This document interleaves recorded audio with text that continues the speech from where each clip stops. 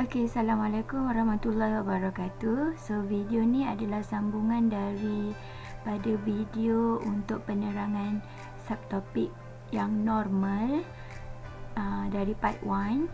So, kita akan mula pada page 97. Okay, kita akan sambung jawab example W bermula daripada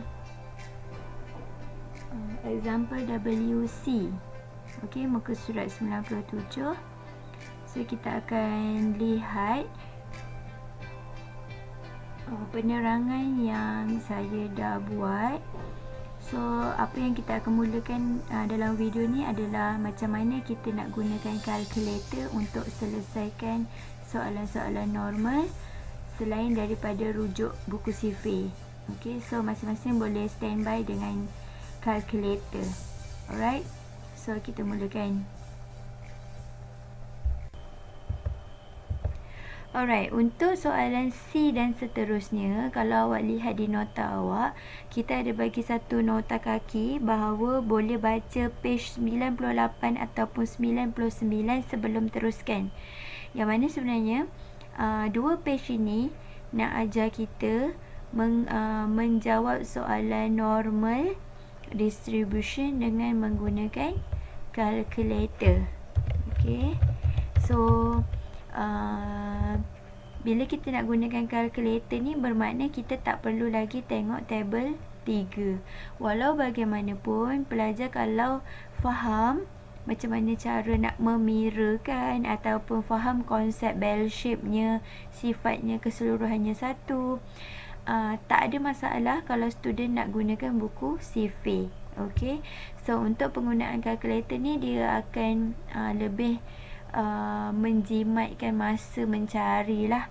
Okey, so kita tengok dua page yang tersebut, page 98 ataupun 99. Okey, kita tengok page 98. Page 98 ni dia akan kat sini dia bagi kita tutorial macam mana nak menggunakan kalkulator. Page 98 adalah untuk kalkulator yang warna hitam FX570MS. Okey, so disebabkan kebanyakan student dalam kelas kita ni gunakan kalkulator ini, so saya akan detail sikit untuk kalkulator yang ini. Manakala sesiapa yang gunakan kalkulator warna putih, okey, kalkulator warna putih boleh tengok muka surat 99. Okey, ini adalah untuk kalkulator FX570ES+. Okey, so kita tengok muka surat 98 dulu. Okey, so untuk kat sini dia ada ajar apa yang perlu awak tekan dekat kalkulator awak. So sila ambil kalkulator semua dan cuba tekan. Alright, kaedahnya mula-mula dia kena hidupkan mode SD dekat kalkulator awak. Jadi nak keluarkan mode SD tu awak kena tekan mode 2 kali, mode dan tekan nombor 1.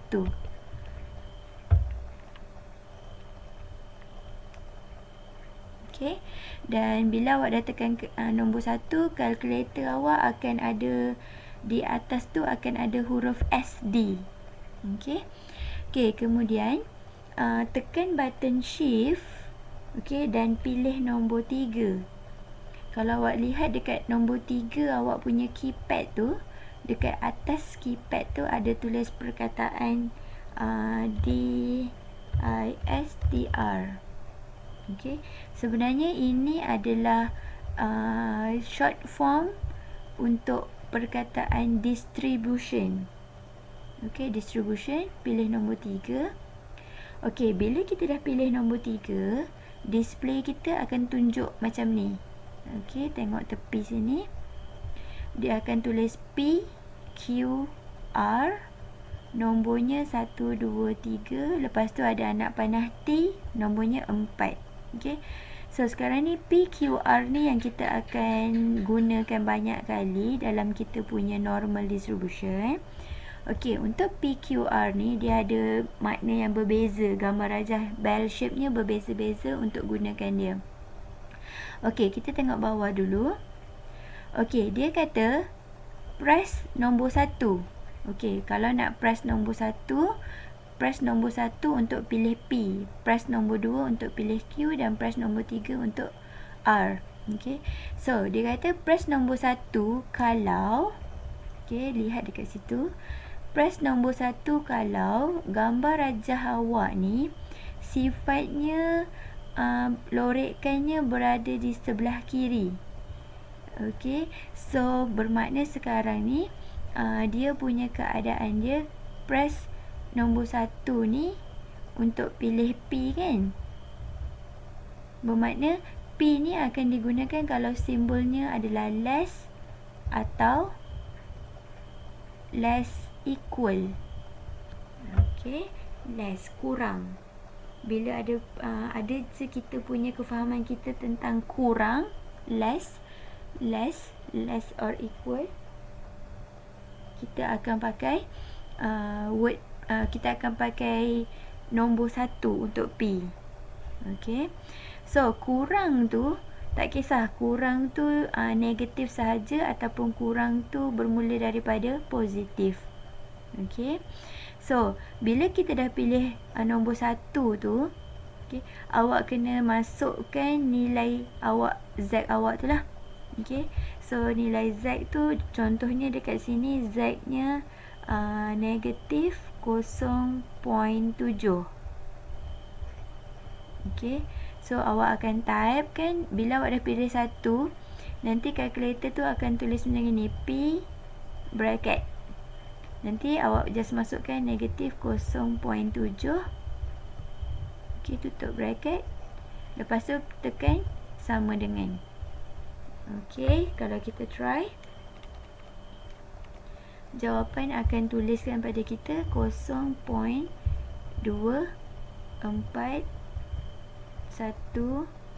242. Okey, 242. Okey.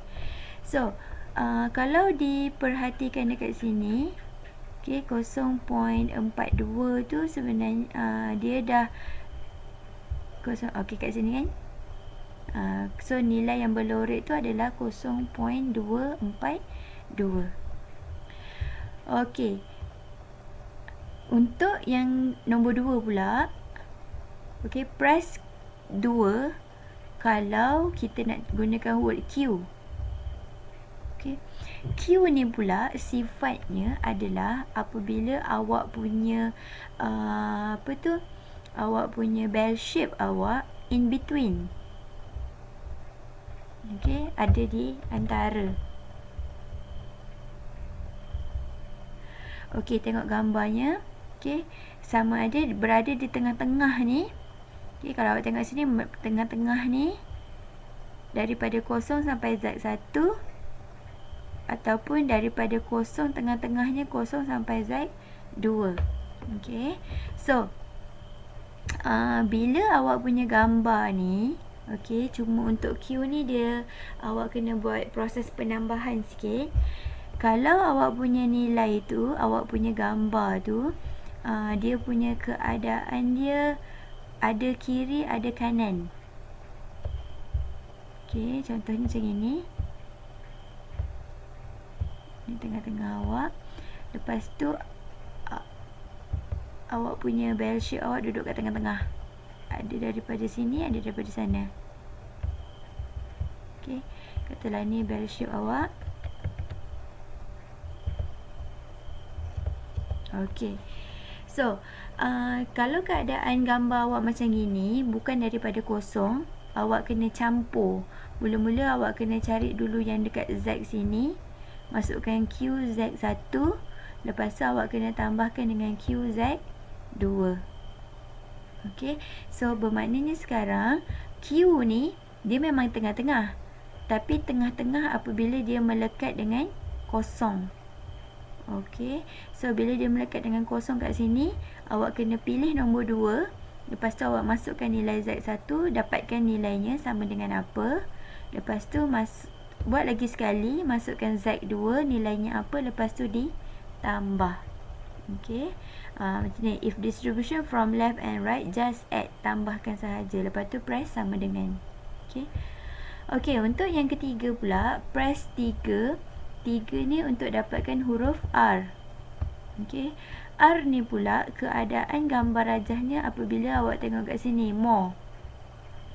Okey, dia punya keadaan simbolnya sama ada greater ataupun greater equal. Okey, akan pakai simbol R. Okey, untuk R ni just masukkan juga nilai R tu, tak kisah positif ataupun negatif, terus masukkan dalam kalkulator. Okey. Okey, contohnya kalau kita dapat satu soalan, kita dapat soalannya suruh find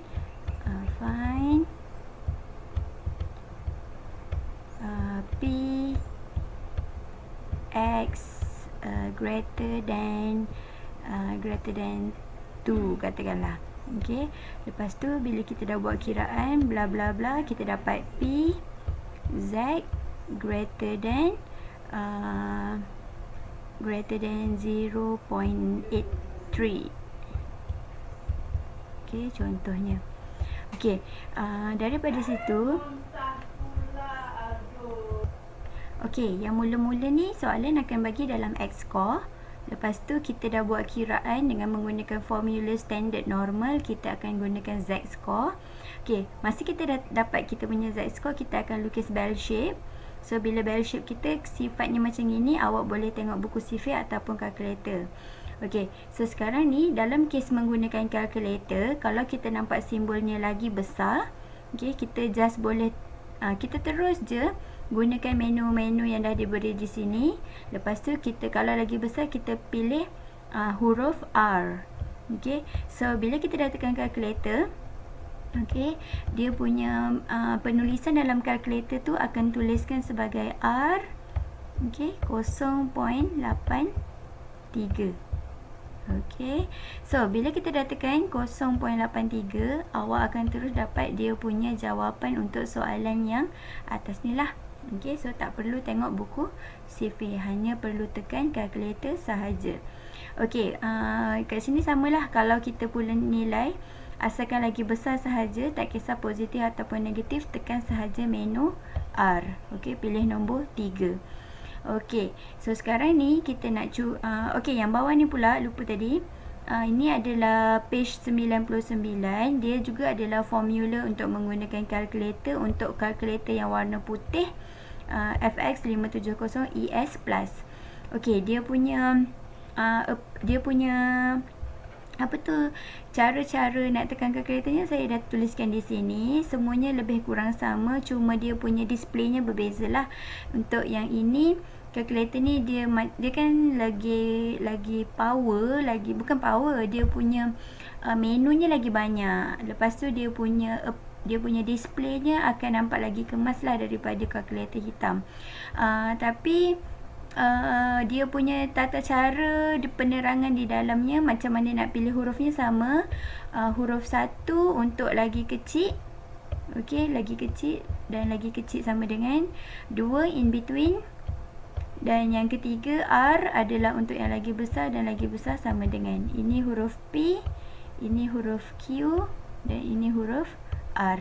Okey, so dalamannya sama macam yang di atas tadi. Okey, so boleh try. Sebab apa? Untuk menggunakan kalkulator ni, dia punya kalau kita boleh gunakan kalkulator, kita dah tak perlu dah nak fikirkan tentang cara-cara nak mirrorkan ke ataupun nak satu tolak ke, semuanya dah tak payah. Kita just terus tekan dalam kalkulator, sebab kalkulator ni akan bantu kita terus kira di mana jua dia punya kedudukan bounded region tu, kawasan yang berloretnya di bahagian mana. Okey, so kita kembali kepada latihan. Okey, so untuk example ni kita akan gunakan kalkulator daripada C sampai habis. Kita akan cuba selesaikan gunakan inilah kalkulator. Okey, untuk soalan C, kita ada diberi soalan dalam bentuk X score. Semua pun soalan dalam X score, so kita kena tukar kepada Z score dulu. Okey, so saya nak catat sikit dia punya macam mana nak jawab. So first kita akan Okey, satu caranya ubah dulu soalan dari X score ke Z score. Okey, ubah dulu soalan daripada X score kepada Z score. Okey, yang kedua, apa tu, kena bila dah ubah tu pakai formula, guna formula. Okey. Lepas tu kita akan apa tu, remind, kena catat dalam 2 decimal places. Okey, catat Z score mesti 2 decimal places. Okey, yang ketiga, mula remind. Okey, bukan,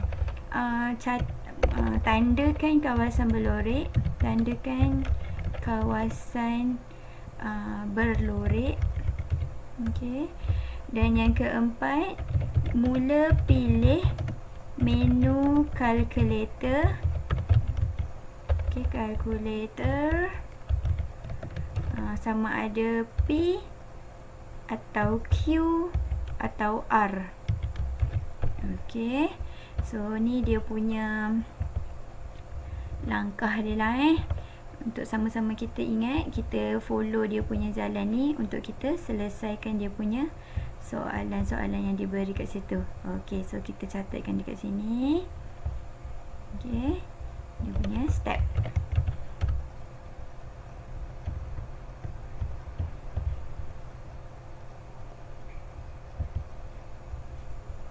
Okey, okey, untuk soalan C jadinya sekarang kita akan, dia sebagai soalan daripada X score, kita akan ubah kepada Z score dulu. Okey, so kita punya Z score apa? Sama dengan probability, masih probability. Okey, 46 dengan 48 ni adalah Z X score, kita akan ubah kepada Z score. Formulanya apa tadi? Formulanya adalah X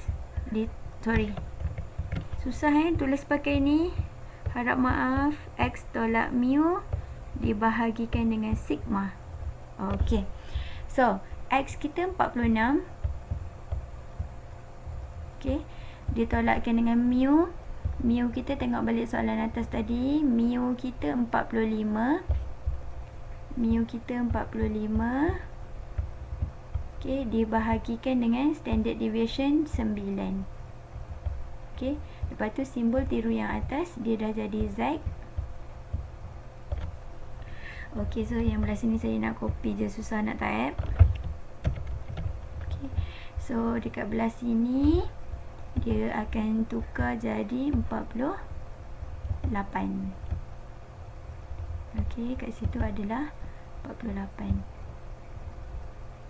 Okey, lepas tu kita cari dia punya nilai dia. Ingat, ambil 2 decimal places.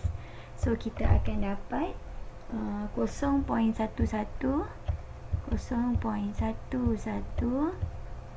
okey, di antara Z sampai yang belah kanan ni kita akan dapat 0.33.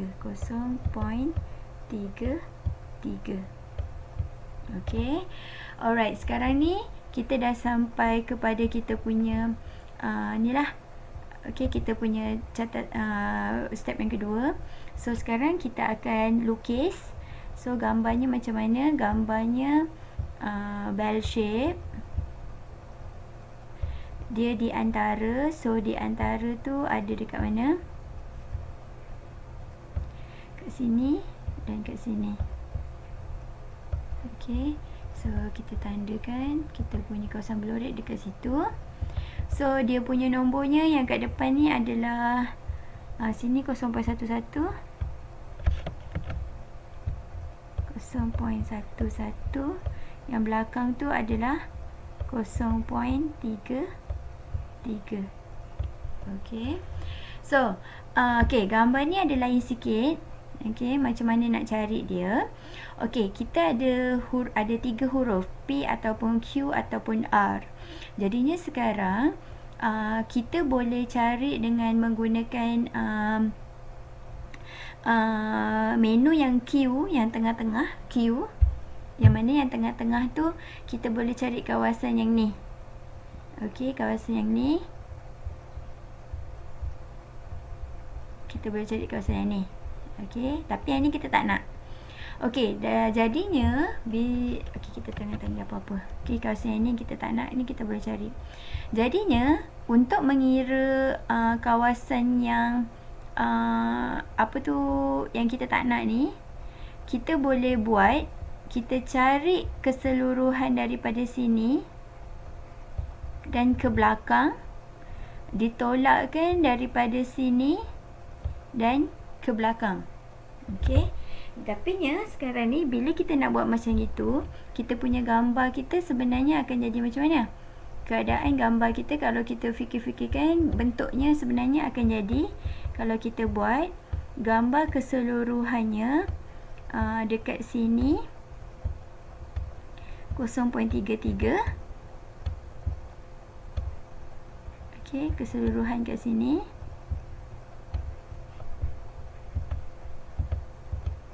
Ni. Lepas tu kita akan minuskan dengan okey.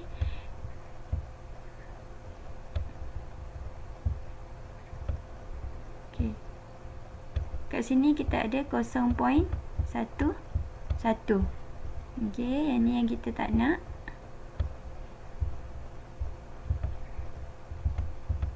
Okey.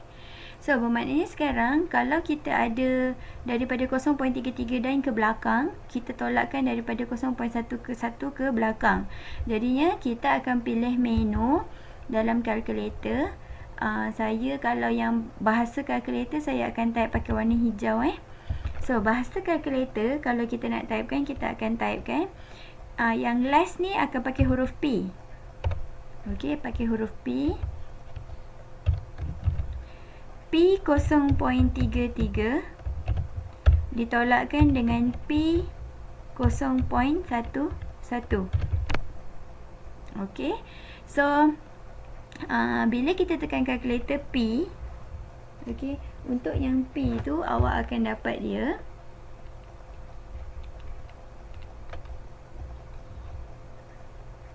0.6293 ditolakkan dengan P011, awak akan dapat 0.5438.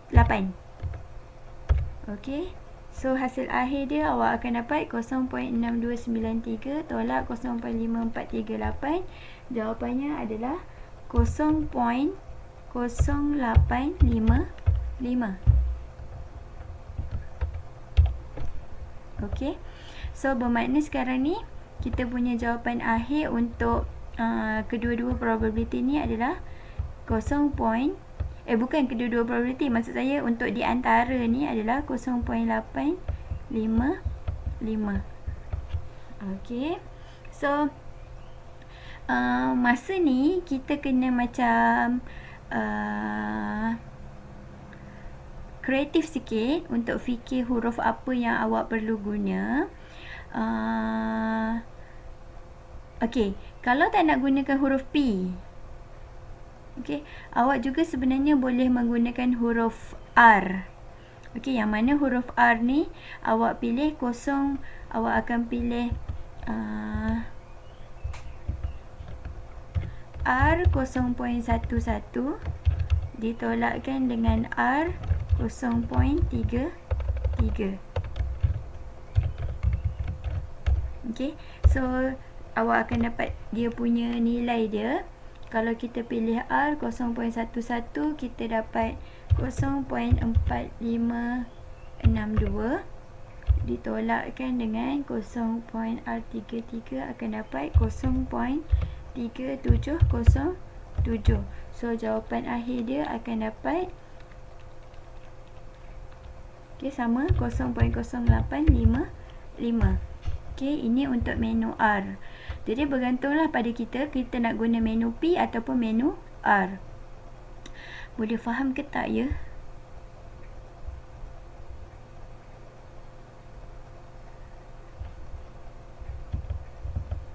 Okay, tak apa. Kita try dulu example E. Saya tunjukkan semua sekali So, untuk example E, kita ada dekat sini diberi 37 hingga 40. Kita nak tengok keadaan gambarnya macam mana diberikan pada kita.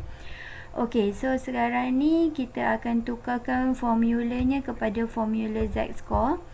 Saya just nak copy yang atas ni sahaja. Okay, lepas tu saya nak edit.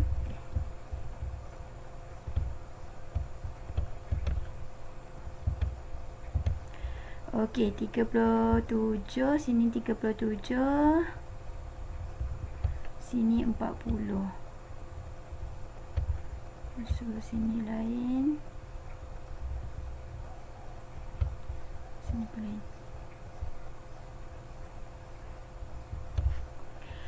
Okey, kita ada dekat sini 37.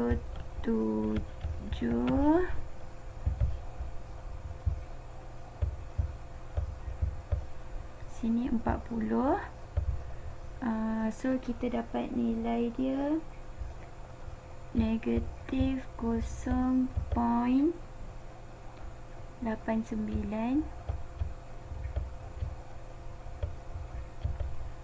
Sini negatif 0.56. Okay. Okay, so untuk yang ini kita nak try lukis dia punya gambar rajah dia. So gambar rajahnya akan jadi macam mana? Bentuknya bell shape. Sorry, tak simetri sangat. Okay, so sini negatif 0.56. Sini 0.89, negatif 0.89. Okay. Okay, kawasan berlorek dekat sini. Sini negatif 0.56. Sini negatif 0.89. Okay. Okay, so untuk yang ini kita nak gunakan menu P ataupun Q ataupun R. So dalam kes ni saya akan gunakan menu P. So saya akan buat P. Okay. P yang paling besar adalah P yang negatif 0.56.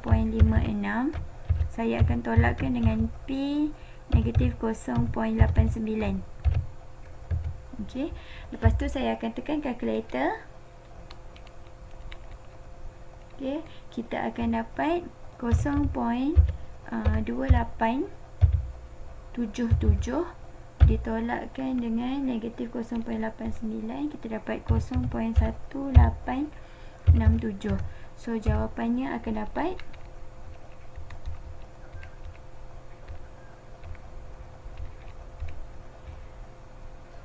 0.101.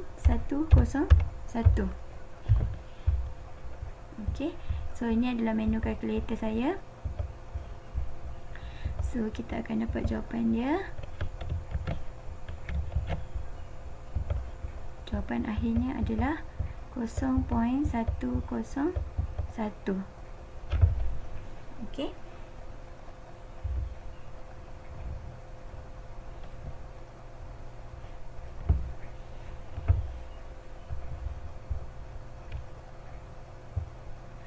Okey, untuk soalan seterusnya, soalan F. Kenapa saya rasa macam tak tersusun ni? C, D, E, F. Oh, D belum buat lagi. D belum buat lagi. So, untuk soalan D, saya nak buat dekat page yang lain. Tunggu. Okey, kita buat kat page yang lain untuk C. Untuk D.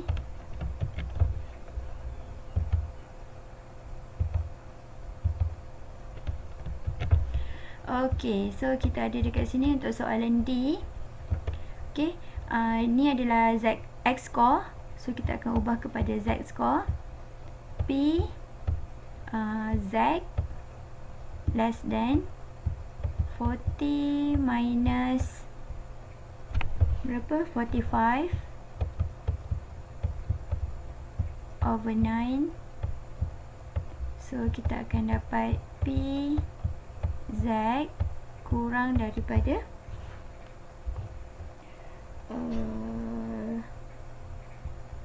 negatif 0.56.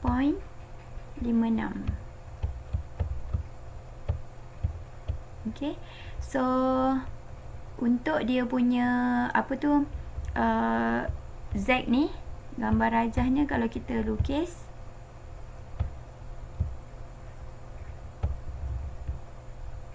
kita ada kat sini negatif 0.56.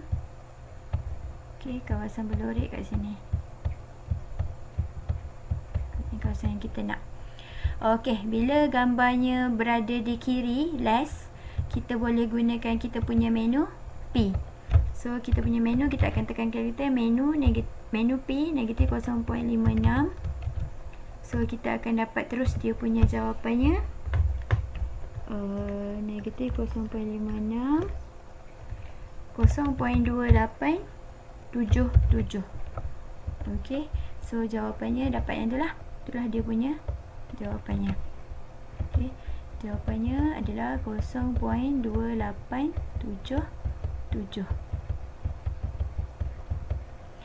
Okey, seterusnya kita kembali kepada yang page yang tadi tu sekejap Okey, kita dekat sini tadi. So untuk lagi ada lagi 3 soalan kan? FGH. Okey, saya buat dekat slide satu lagi. So yang ini tadi.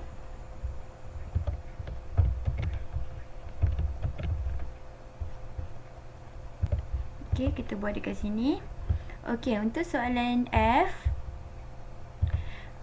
soalan F ni kita ada in between.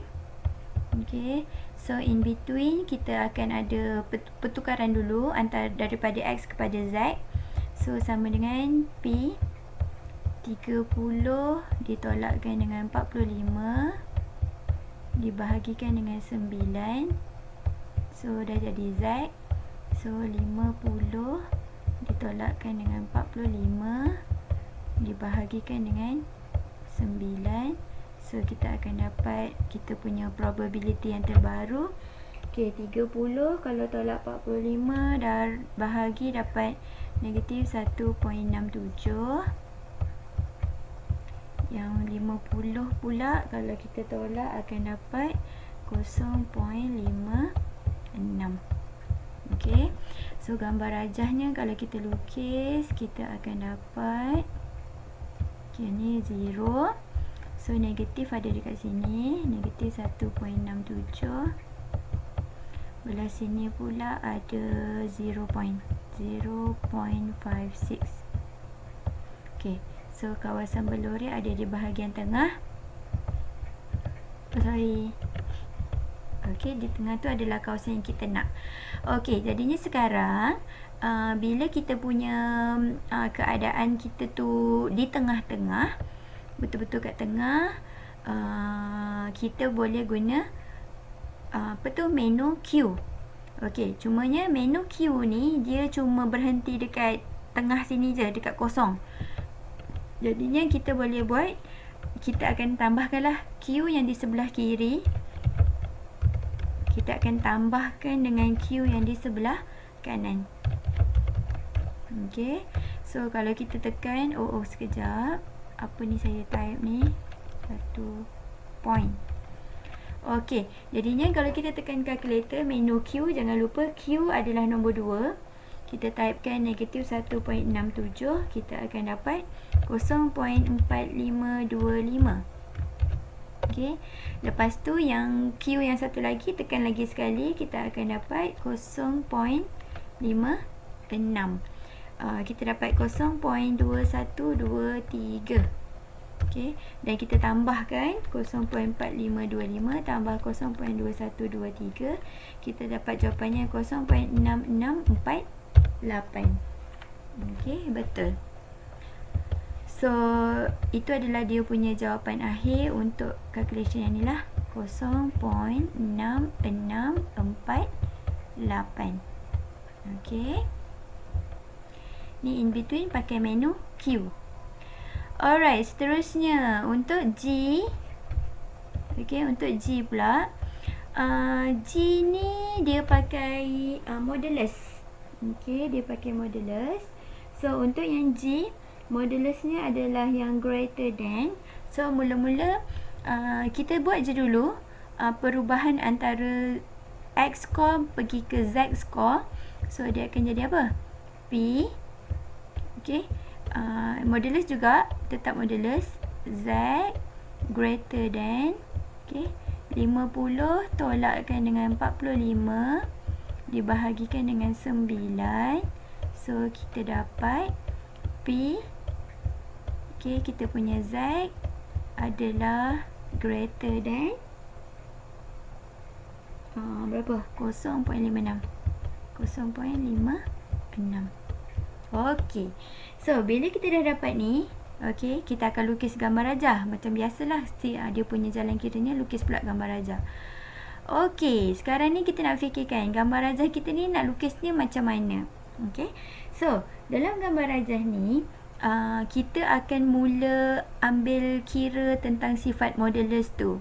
Yang mana sifat modulus ni dia akan beri dua nilai, sama ada yang positif ataupun yang negatif. Okey, jadinya sekarang ni mula-mula sekali sifat yang mula-mula dia akan pecah kepada dua lah.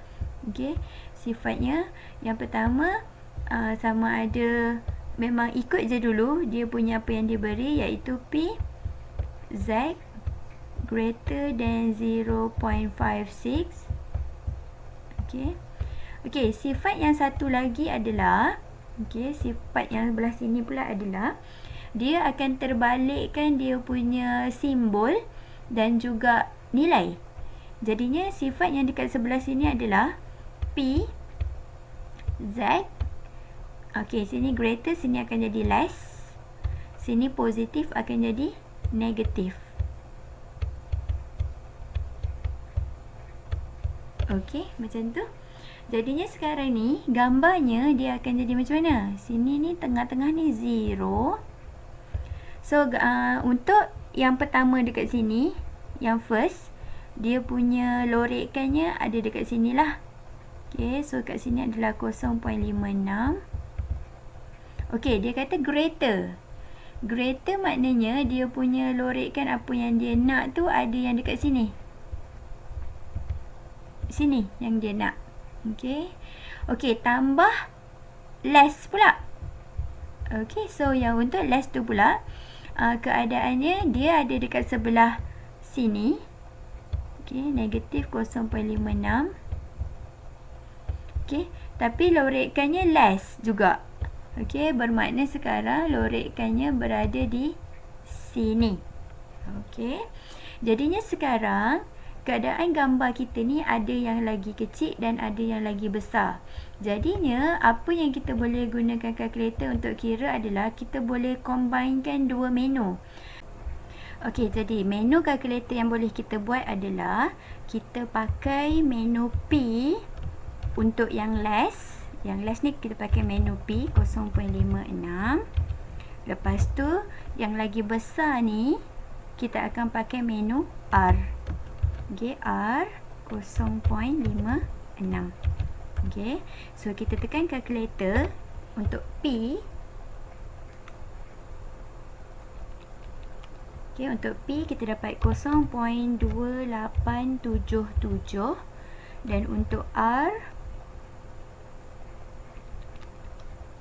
okey, kita dapat nilai yang sama 0.2877. Okey, so sekarang kita dapat dia punya value-nya adalah kita tambahkan. Okey, kita dapat 0.5754. Okey. Okey, katakanlah kita tak nak pakai menu P dan menu R. Kita masih ada option lain kalau kita nak gunakan menu yang lain lah. Katakanlah okey, contohnya kalau apa yang boleh kita buat adalah menu yang lain. Kalau kita boleh buat, kita boleh fikirkan kita punya keadaan, kita punya gambar raja berlorik ni bertindih. Jadi kita boleh buat 2 Okey, 2 katakanlah yang belah negatif ni bertindih di belah kanan. Okey, jadi dia akan ada 2R. 2R yang keadaannya 0.56. Okey, dan kalau kita tekan kalkulator, kita akan dapat sama, jawapannya 0.5754. Okey.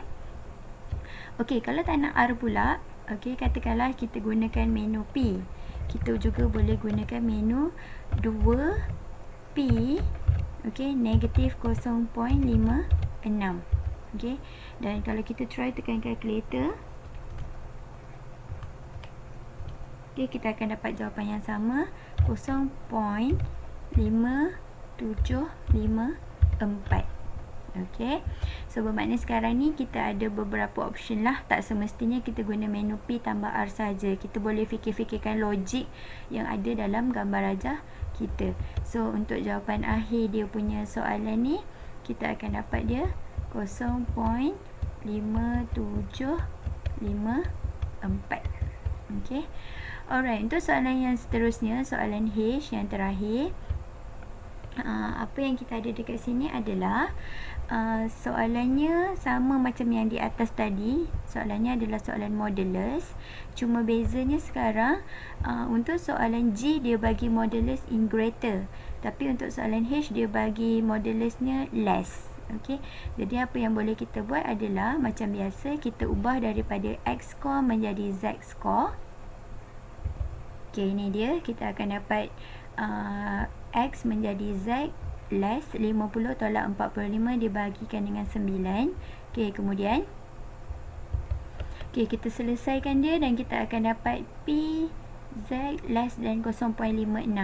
Okey, so untuk less than 0.56 kita sama macam tadi, kita akan belah kepada dua bahagian, yang mana sekarang sebab kita dah nak mula melukis, so untuk lukisan kita kita akan pecahkan dia kepada dua lah. Apa makna yang sebenarnya? Z less than 0.56 tapi ada modulus ni. Okey, so untuk pecahannya, yang first kali kita akan tiru je dia punya sign, simbol inequality dan sign. So yang first dia ada P Z kurang daripada 0.56. Lepas tu kita kena tambahkan dengan yang kedua. Yang kedua kita kena tambahkan dengan P Z. Okey, tadi simbolnya kurang kena jadi besar pula. Signnya positif kena jadi negatif pula. Okey. Alright, so untuk dia punya gambar rajah, untuk dua ni kalau awak perhatikan kat sini, dia macam ada bertindih sikit. Okey, apa yang berlaku pertindihannya adalah untuk yang first ni dia nak kurang daripada 0.56 positif. Okey, kita buat gambar dia.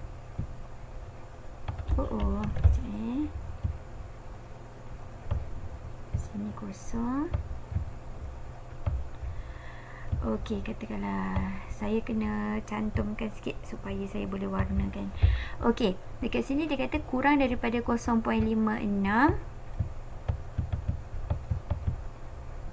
kurang daripada 0.56 dekat kawasan yang belakang sini.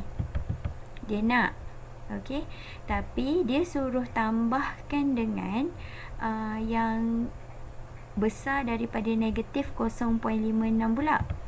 Okey, dekat sini pula adalah negatif 0.56.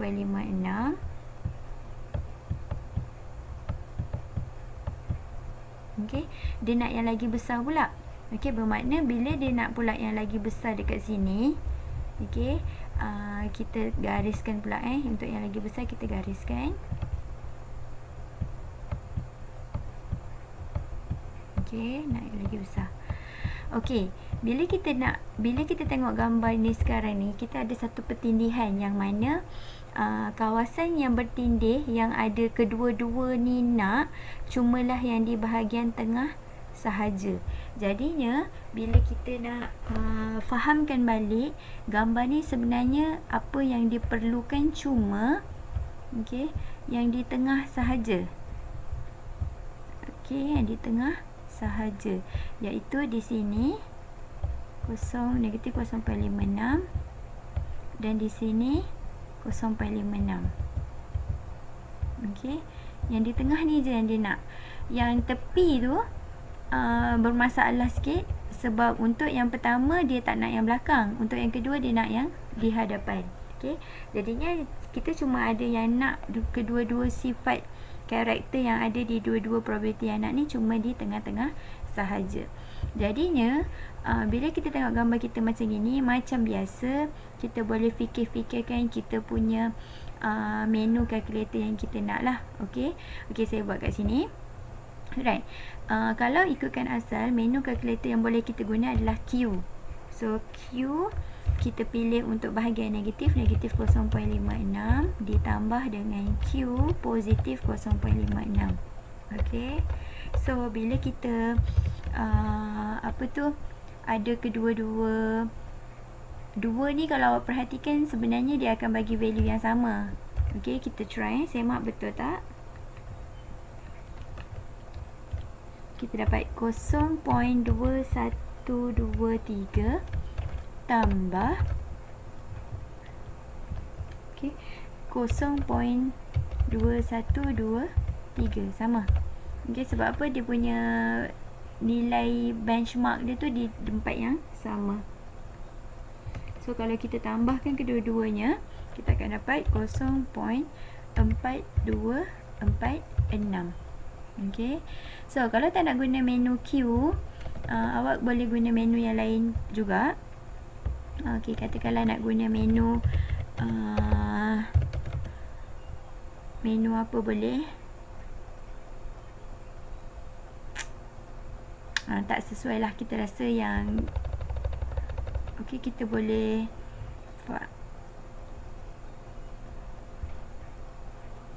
finalkan lah, kita boleh guna menu Q je lah sebab dia memang dekat tengah-tengah yang senang. Okey, so untuk jawapan akhir dia kita dah dapat lah, dapat 0.4246. Okey, so dah siap. Okey, untuk muka surat 100 kita ada example X. Okey, so example X ni adalah contoh dengan sentence sekali, ada dia punya real case yang berlaku. So kita baca dulu case-nya. At a certain community college, the time required by student to complete the math competency examination is normally distributed. Okay, normally distributed, kat sini ada mention perkataan normally distributed with a mean 57.6 minit dengan standard deviation 8 minit. Cari probability student menjawab longer than 1 hour, lepas tu between. Okay, so bila kita dapat soalan macam gini, mula-mula kita kena baca dan fahamkan dia ni termasuk dalam method apa data yang diberikan pada kita dan apa yang soalan mahu. Okay, so bila kita dah dapat kita baca dan fahamkan, kita boleh keluarkan maklumat yang mana dia bagi kita data dekat sini. Mu adalah 57.6, standard deviation 8. Okay, masa kita nak tulis ni tolong hati-hati, simbol untuk mean adalah mu dan standard deviation adalah sigma. Student selalu ada yang melakukan kesalahan bila dia ingatkan standard deviation ni simbolnya sigma square. Sigma square adalah variance. Okey, dan sigma sahaja adalah standard deviation. Okey, kita kena baca betul-betul soalan nak pakai simbol sigma square ataupun sigma sahaja, jangan sekali-sekali terbalik. Okey, bila kita dah ada data macam gitu, kita dah boleh mula fikir-fikirkan dia punya cara untuk menulis soalan. So, soalan yang diberi pada kita adalah find probability. Probability adalah P. Okey, probability adalah P. Kemudian dia bagi longer adalah greater then 1 hour to complete examination. Okey, masa ni pun sama. Bila kita baca soalan, kita kena perhatikan unit sekali. Unit yang diberi pada kita dalam soalan dalam data adalah unit minute. Tapi soalan bagi kita dalam hour. Jadinya kita kena fikirkan macam mana kita nak ubah dia punya unit lah. Okey, dalam kes ni senang sahaja, iaitu 60 minit adalah sama dengan 1 jam. Jadi kita tulis kat sini 60 minit lah. Okey, so langkahnya, jawapannya dah ada. Mula-mula perubahan daripada X score menjadi Z score. Okey, yang ni rasa dah cakap banyak kali ni tadi. So formulanya adalah X ditolakkan dengan mu dibahagikan dengan sigma. Okey, X 60, mu 57.6, sigma 8. So kita dapat 0.3. Okey, untuk 0.3 kita akan lukis gambar rajah.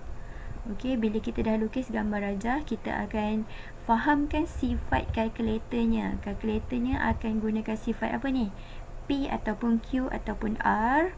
So dia punya gambarnya adalah lagi besar, so kita akan pakai R 0.3. Okey, jawapan dah ada. Jadinya awak boleh double check betul tak dia punya nilai 0.3 tu adalah 0.3821. Okey. Okey, untuk soalan yang kedua, between 55 minutes and 1 hour. So ini dia punya soalannya lah. Okey, dia punya soalannya probability antara 56 hingga 60. So kita akan jawab sekarang. Okey, so kita ada dekat sini probability. Okey, 56 ditolakkan dengan min. Minnya adalah 57.6 dibahagikan dengan 8. Okey, dah jadi Z. So sini pun jadi 60 tolak 57.6 dibahagikan dengan 8. Okey, so kita akan dapat dekat sini P. Kita dapat negatif 0.2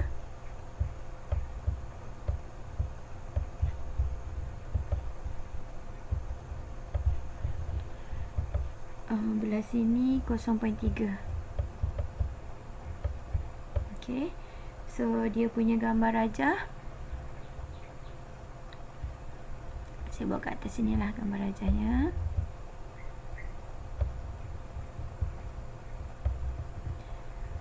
Okey, kat sini negatif 0.2. Kat belakang sini 0.3. Okey, jadinya apa yang dia nak adalah yang in between. Okey, so apa yang boleh menu kita boleh type dalam kalkulator adalah pakai menu Q. So Q yang daripada sini sampai kosong, kita pakai Q negatif 0.2. Daripada kosong sampai 0.3 kita akan tambah Q juga 0.3. So bila kita tekan kalkulator, okey, kita akan dapat 0.07973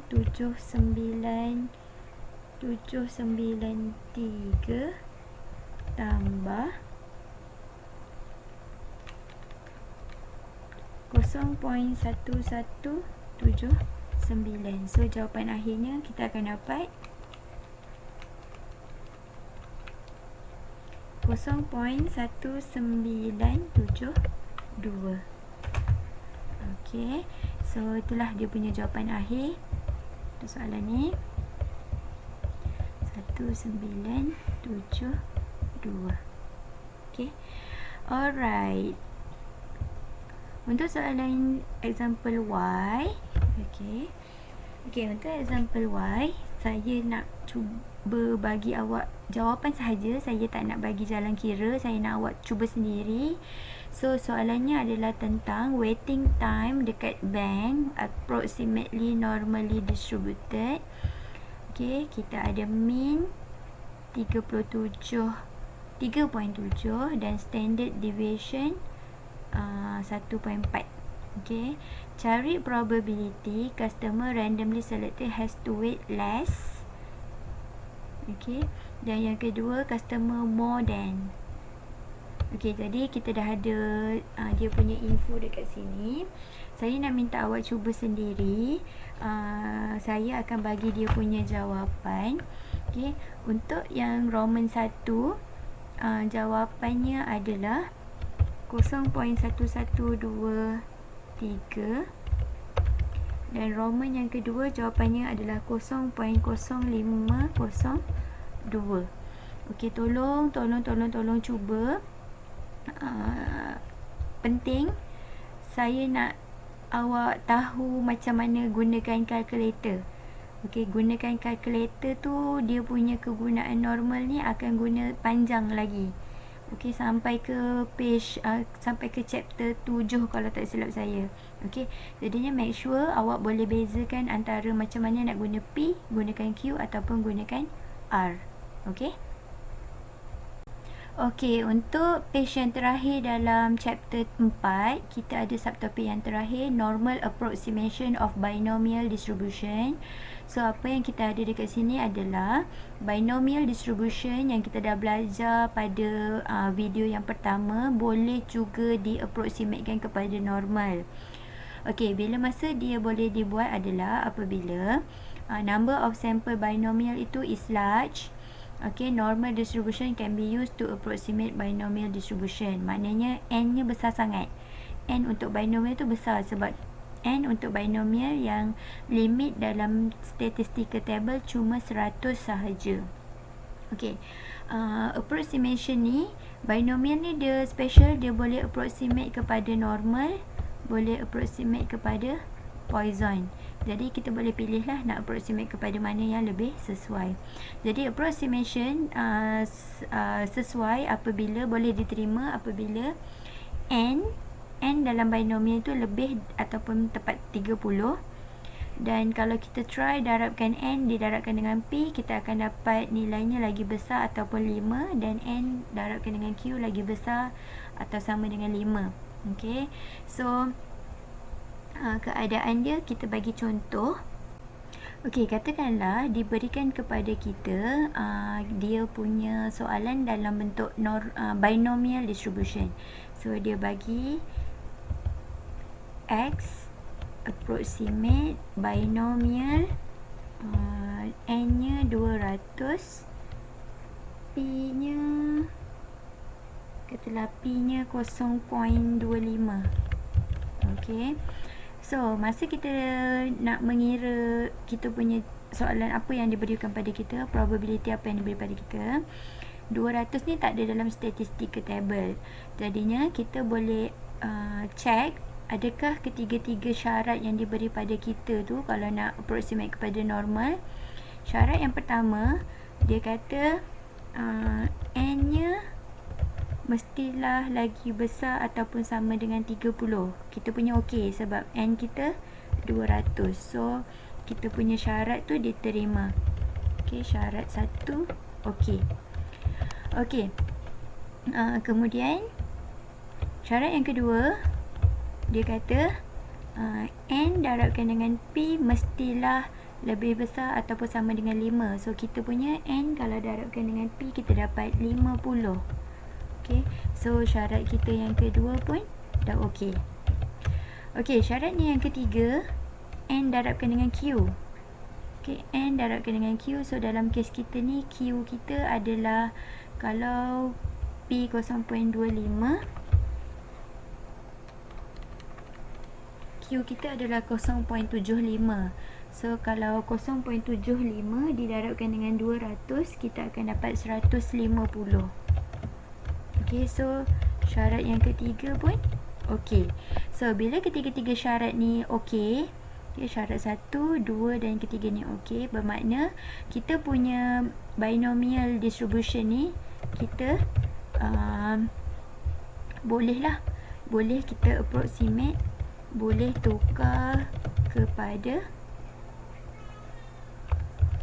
normal. Okey. Okey, cuma Untuk approximation daripada binomial kepada normal, kita kena buat satu continuous correction factor need to be made. Okay, kenapa? Sebab continuous, sebab normal distribution adalah continuous distribution. Dia adalah data-data yang continuous yang ada decimal places. Jadinya continuous correction factor ni dia kena buat supaya binomial adalah discrete. Okay, binomial ni dia adalah distribution yang discrete. Okay, nak ubah kepada normal distribution. Normal distribution adalah continuous. Okay, jadinya correction factor ini diperlukan. Okay, yang tengah-tengah ni diperlukan lah. Dia mesti ada sebab perubahan daripada discrete pergi ke continuous. Okay, bila kita diberi binomial dalam keadaan yang binomial tu, soalan beri kita dalam keadaan sifat inequality-nya sama dengan. Jadi, bila kita dah check ketiga-tiga syarat di atas ni okey, lepas tu kita nak gunakan binomial ni nak convert kepada normal, soalan yang diberi pada kita ni kena ubah jadi bentuk in between. Okey, kena ubah jadi in between. Bermakna sekarang in between tu dia akan plus minus nilai yang diberi ni sebanyak 0.5. Okey, katakanlah diberi pada kita soalannya dekat sini. Soalan untuk binomial dia bagi probability X sama dengan 10. Dia suruh cari. Okey, untuk yang binomial okey lah soalan macam ini. Okay. Cuma bila kita convertkan kepada normal, kita kena ubah dia punya soalan menjadi, okey, dia akan jadi apa? P. Okey. Dia kata A nya kena tolak dengan 0.5, jadi yang di sebelah kiri adalah 9.5. Okey, tengah-tengah X. Yang di sebelah sana kena tambah dengan 0.5. Jadi yang di sebelah kanan adalah 10.5. Okey, selepas tu barulah kita akan menjawab soalan dengan menggunakan normal distribution dengan menggunakan yang ada correction factor yang baru ni. Okey. So, seterusnya kalau dia bagi kita punya inequality greater and equal to A. Okey, contohnya A nya 8. A nya 8, kita kena ubah dia punya probability-nya, soalan probability-nya jadi yang macam ini. Okey, probability X greater than, okey, 8 tadi kita kena tolakkan dengan 0.5, jadi 7.5. Okey, lepas tu kita akan mula mengira lah X score jadikan Z score dan seterusnya. Dan pelbagai lagi inequality di bawah ni. Kita akan follow lah dia punya table ni. Alright. Okay. Kita tengok contoh example Z. Kita ada dekat sini pada semester sesi 2014-2015. Intake di UTHM 40% adalah lelaki. Random sample 200 student dipilih secara random. Okay. Cari probability selected 75 male. Okay. Kalau diperhatikan di sini, kita punya sifat asal soalan ni sifatnya sebenarnya binomial je. Ini adalah N, ini adalah P. Okay. Sifat asal dia N dan P tu maksudnya dia binomial lah. So, N 200, P 0.4, Q 0.6. So, ini yang original. Okey, masalahnya sekarang N200 ni terlalu besar. Bila dia terlalu besar, dia tak ada dalam table. Jadi kita kena tukar. So, kita kena check dulu 3 syarat. Syarat yang pertama pass. Okey. Syarat yang pertama kita ada N200 lagi besar daripada berapa tadi dia nak? Lagi besar daripada 30.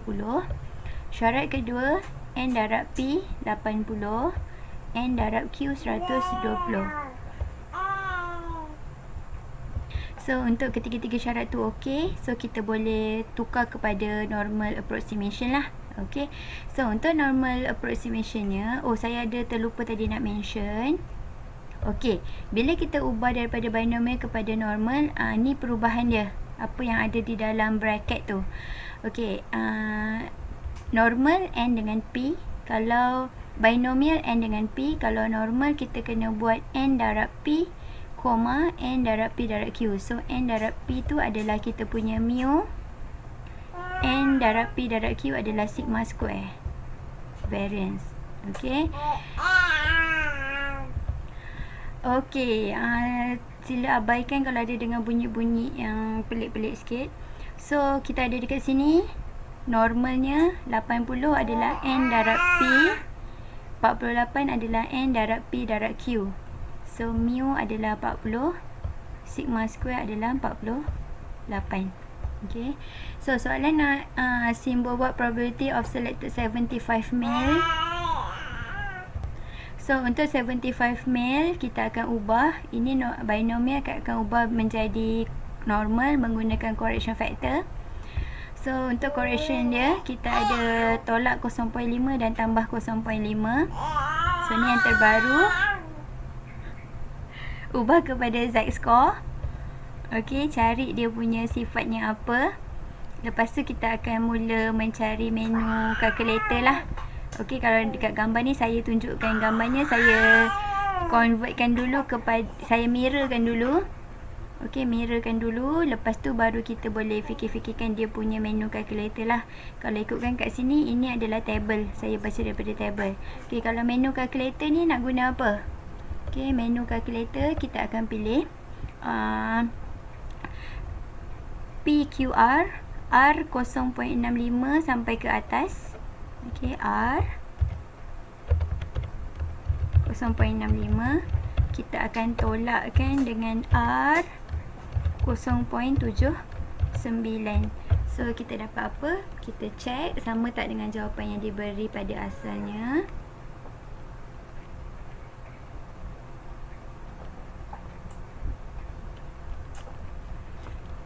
.65 dapat 0.2579 ditolakkan dengan, untuk yang R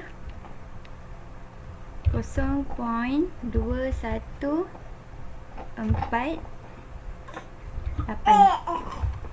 So bila kita tolak kita dapat 0.0431. Okey, so jadinya sama dengan apa yang diberi ni. Ni dibaca guna table, saya gunakan calculator, kita dapat jawapan yang sama. Okey, so boleh cuba fahamkan dulu, baru boleh cuba buat tutorial. Nanti saya akan bagi soalan tutorial, soalan latihan untuk assignment yang seterusnya. Okay, so kita jumpa untuk next video. Apa-apa hal kita boleh, semua orang terbuka untuk email saya, nurhana@uthm.edu.my. Boleh email.